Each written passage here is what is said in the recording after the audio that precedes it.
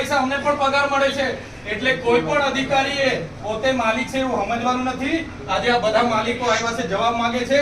Collector, DDO, નિયામક DRDA ના અને પાંચે તાલુકાના ટીડીઓ ને બોલાવો, પછી જ અમે અહીંથી ખસીશું।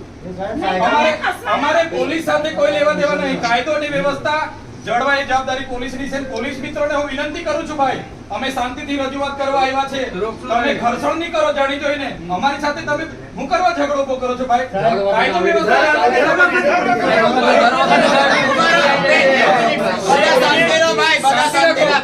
પોલીસ ડિપાર્ટમેન્ટ અમારા વિસ્તારમાં શિક્ષકો મૂકી આપવાના છો તમે।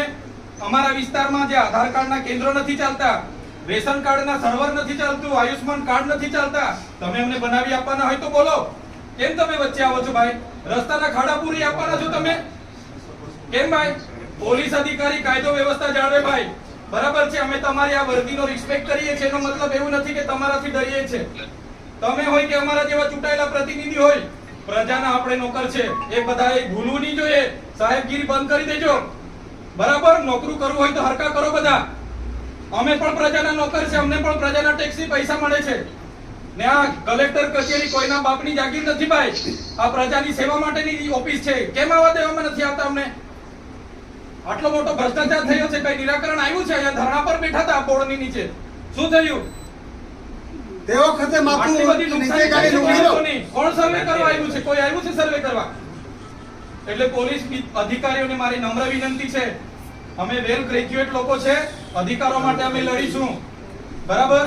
અમે આ સીન સપાટાને લાઠીચાર્જ ભાતીચાર્જથી ડરવાવાળા લોકો નથી। અમારો અવાજ તમે એ કરવા માંગતા હોય તો પણ અમે તૈયાર છીએ, ચાલો લડીએ। જ્યાં સુધી અમે સંવાદમાં માનીએ છીએ તો સંવાદ મારો।